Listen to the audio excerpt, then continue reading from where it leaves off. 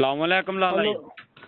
वालेकुम सलाम जी। की हाल ने जनाब, ठीक हो? खरीयत है जी, अल्लाह का शुक्र है। लाला जी, जानवर फड़िया तुहाडा एक है हुण। केड़ी जगह भाई? जगह ते दसने आ ना, पहला जनाब तुसी दसो केड़ी जगह तो जानवर फड़िया? मादी। अच्छा। जी हाँ, मादी फड़ी। अस फड़ियां ते रंग हरा सूआ। ਅਸੀਂ ਭਾਜੀ ਪੱਖੋਵਾਲ ਪਿੰਡ ਜੇ ਸਾਡਾ 에어ਪੋਰਟ ਦੇ ਨਾਲ। एयरपोर्ट दे नाल सियालकोट। ਪੱਖੋਵਾਲ। ठीक हो गया। मादी फड़ी है जनाब तुहाडी, ए हुण ही फड़ी है। रात।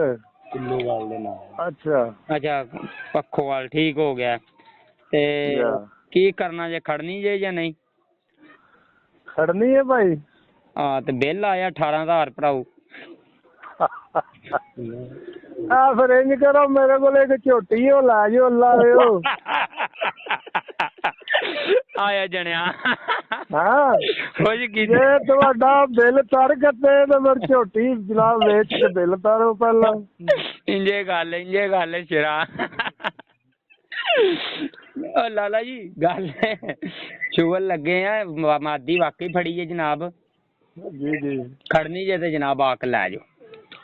ਕਿਹੜੀ ਜਗ੍ਹਾ ਜੀ? मंगवाल सरकी पिंड। ਮੁਗਵਾਲ ਸਰਕੀ। ਜੀ। ਕਿਹੜੀ ਜਗ੍ਹਾ? मंगवाल सड़की। ਅਕਨਿਆ ਕੋਲੇ? आहो। ਅੱਛਾ ਅੱਛਾ, ਹੁਣ ਸੁਬਾ ਹੀ ਭਾਈ ਆਵਾਂਗੇ।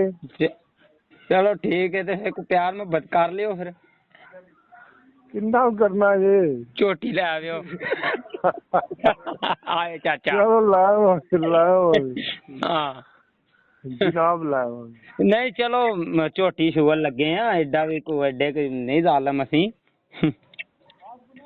माड़े जे बंदे हैं ते को प्यार मुहब्बत कर लियो तो जनाब आके लै जाओ। ਕਿੰਨਾ ਕੁ ਕਰੀਏ ਫਿਰ? ਮੁੰਡਾ ਮੈਂ ਭੇਜਣਾ ਭਾਈ, ਗੱਲ ਸਿੱਧੀ ਹੈ। ਮੇਰੇ ਕੋਲ ਟਾਈਮ ਕੋਈ ਨਹੀਂ ਹੁੰਦਾ, ਮੈਂ ਮਾਲਦਾਰੀ ਵਾਲਾ ਬੰਦਾ। नहीं वो तो ਤੁਹਾਨੂੰ ਤੇ ਪਤਾ ਹੀ ਹੈ ਨਾ ਕਿੰਨੇ ਕ ਦੀ ਹੈ ਜਿਹਦੇ ਵਾਸਤੇ ਤੁਸੀਂ ਐਡੀ ਦੂਰ ਆਉਣਾ। ਉਹ ਸਾਨੂੰ ਹੁਣ ਸਾਡੇ ਪਰਸੋਂ ਯਕੀਨ ਕਰੋ ਕਿ 28 ਕਬੂਤਰ ਗਏ ਨੇ। ਅੱਛਾ, ਉਹ ਤੇ ਸਾਡੇ ਵੀ ਜਨਾਬ 25 ਗਏ ਨੇ ਬੱਦਲ ਦੇ ਵਿੱਚ। ਹਾਂ, ਸਾਡੇ ਵੀ 25। ਉਹ ਬਦਲੇ ਚ ਗਏ ਜੇ, ਉਸ ਛੱਡੇ ਹਜੇ ਸਰਕਾਰ ਅੱਲਾ ਖੈਰ ਕਰੇ। ਤੇ ਇਹ ਜੀ ਤੁਹਾਡੇ ਕੋਲ WhatsApp ਹੈ? ਜੀ WhatsApp ਹੈ। ਆਹ ਮੁੰਡਾ ਫੋਨ ਕਰਦਾ ਤੁਹਾਨੂੰ, ਉਹਦੀ ਤਸਵੀਰ ਤੇ ਭੇਜੋ ਕਿਹੜੀ ਮਾਦੀ ਗਈ ਹੈ। 2-3 ਗਏ ਨੇ। ਅੱਛਾ, ਚੀਨੀ ਦੀ ਚਿੱਟੀ ਜੀ ਮਾਦੀ ਏ। ਅੱਛਾ, ਸਵਾਇ ਚਿੱਟੀ ਉੱਤੇ ਦਾਗ ਸੂ। ਜੀ ਜੀ। और नहीं। ਹੋ ਜ਼ਾਲਮ ਮਾਦੀ ਸੀ। ਕੱਖ ਵੀ ਨਹੀਂ ਸੀ। ਚਲੋ ਮੈਂ ਤੁਹਾਡੇ ਨਾਲ ਰਾਬਤਾ ਕਰਨਾ। ਚਲੋ ਧਾਰ 2000 ਕੱਢ ਦੇ ਛੜਿਓ ਤੇ ਲੈ ਜਿਓ। ਹਾਂ, 2000 ਦੇ ਛੜਿਓ, ਲੈ ਜਾਓ, ਨਿਆਣੇ ਮੁੰਡੇ ਫੜੀਏ। ਅੱਜ ਕੱਲ ਜੂਨ ਬਿੱਲ ਤੇਜ਼ ਹੋਏ ਨਾ ਤੇ ਹਰ ਬੰਦਾ ਨੇ ਆਖਿਆ ਚਲੋ ਕਬੂਤਰਾਂ ਦੇ ਪੂਰੇ ਕਰ ਲਈਏ।